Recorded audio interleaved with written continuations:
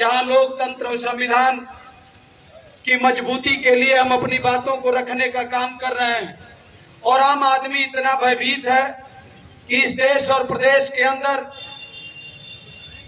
आम आदमी की सुनवाई का कोई प्लेटफॉर्म नहीं रहा।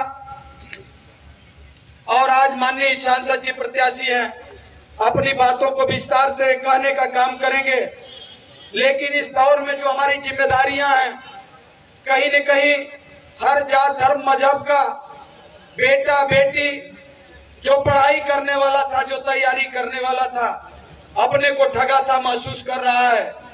10 वर्षों में भाजपा की एनडीए गठबंधन की सरकार ने सबकी कमर तोड़ दी।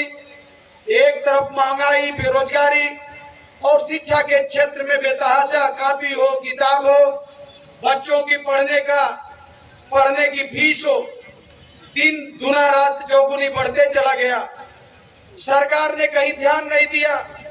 चुनाव के समय जब अपनी बातों को सही ढंग से भी कोई कहता है तो मंचों से, जो ये 10 वर्ष की सरकार है, इतना झूठ इन्होंने बोला है अपने कार्यकाल में, अपने घोषणा पत्र में, कि लोगों का विश्वास टूट गया कि राजनीति में संवैधानिक पदों पर बैठे हुए लोग इतना झूठ बोलने का काम करेंगे। देश के आम आदमी के सवालों के, सरोकार के सवाल पर कहीं न कहीं ये गंभीर नहीं है। ऐसी चुनौतियों से आपको मुकाबला करना है। इस देश के अंदर भारतीय जनता पार्टी के लोगों ने 10 साल में ये पता नहीं कर पाया कि सेंट्रल गवर्नमेंट की नौकरियों से रिटायर होने वाले लोगों के 30 लाख पद खाली हैं, जबकि इसी देश के अंदर, प्रदेश के अंदर डिग्री लेकर तैयारी करने वाले हमारे बेटे बेटियां अपनी डिग्रियों को जला रहे थे, फांसी लगा रहे थे, जहर खा रहे थे कि हमारी उम्र बीतती जा रही है, हम नौकरी नहीं पाए। पूरे जीवन इलाहाबाद में, दिल्ली में, कोटा में हम तैयारी करते रहे, लेकिन हम अपने परिवार का पैसा बर्बाद किए। ये डिग्रियां जो हमारी हैं किसी काम की नहीं। हमने परिवार को कंगाल किया, हम परिवार के सामने मुंह दिखाने लायक नहीं।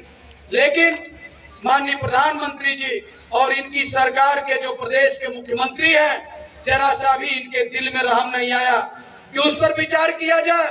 इतना ही नहीं, विचार तो 10 वर्षों तक आप नहीं किए, लेकिन जब जनता सड़कों पर उतरी है तो इस सरकार में बैठने वाले लोगों को चेतना चाहिए था और उन्हें कहना चाहिए था कि तीसरी बार हम आए हैं आपके बीच में, हमसे गलतियां हुई, भूल हुई, चूक हुई, जितने पद खाली हैं उस पर नियुक्ति दे देंगे, हम गरीब के सवाल पर काम करेंगे, हम इस देश के लोकतंत्र को कमजोर नहीं होने देंगे, हम इस देश के संविधान को कमजोर नहीं होने देंगे। ऐसा इनको कहने में भी शर्म आने लगा। आज जनता सड़क पर है। जो आप यहाँ खड़े हैं, ये आपकी मामूली ताकत नहीं, आप ये बड़ी ताकत, जगह जगह से आम जनता इस चुनाव को लड़ रही है। हम लोग पीछे पीछे चल रहे हैं, जनता आगे।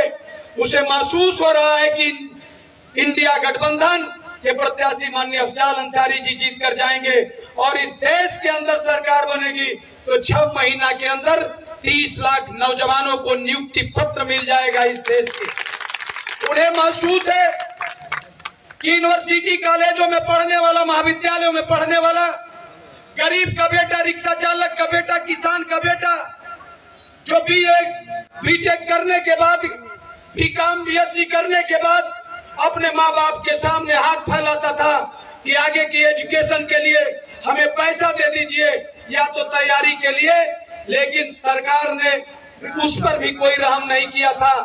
अब जाकर इंडिया गठबंधन ने इस बात को कहने का काम किया है कि इस देश के पूरे छात्र जो ग्रेजुएशन करेंगे, ग्रेजुएशन के बाद उन्हें हम साल में 1 लाख रुपया देने का काम करेंगे इंटर्नशिप के लिए।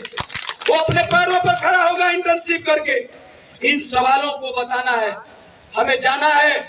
चुनाव तो ये हार रहे हैं, लेकिन गांव गांव तक एक रिक्शा चलाने वाला भी चाहता है कि मेरा बेटा पढ़ ले। एक गरीब जो मजदूरी करता है, उसे मजदूरी कम भी मिलती है तो अपने पेट का काट कर जो है हिस्सा चाहता है कि मेरा बेटा पढ़ ले और वो कोई नौकरी पा जाए, समाज में हमारा परिवार भी सम्मान से जी ले। तब साथियों, हम कहना चाहते हैं कि इस चर्चा को आगे बढ़ाना है।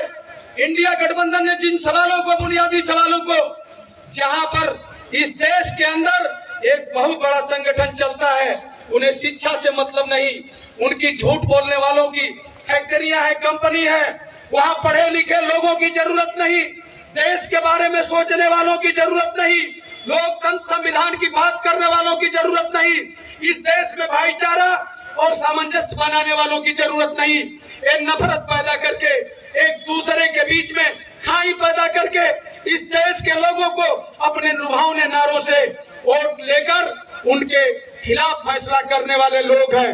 तब मैं आप सबसे कहना चाहूंगा, इंडिया गठबंधन के एजेंडे को, इंडिया गठबंधन के घोषणा पत्र को, जो किसान के 5,000 महीने पेंशन का सवाल हो, गरीब कमजोर किसान का, व्यापारी का सवाल हो, नौजवान का सवाल हो, चाहे जिन बिंदुओं पर एक घोषणा पत्र है, इसे आम जनता के बीच ले जाने का काम करें। और 1 जून को जो चुनाव होने जा रहा है, माननीय अफजाल अंसारी जी का चुनाव चिन्ह साइकिल है, और साइकिल की बटन दबाकर भारी से भारी मतों से जिताकर इस देश के अंदर इंडिया गठबंधन की सरकार बनावे और अपने बच्चों का, इस देश के लोगों के भविष्य, उज्जवल भविष्य की आप कामना करें। इन्हीं चंद शब्दों के साथ जय हिंद, जय भारत, जय भीम, जय समाजवाद। बहुत बहुत धन्यवाद।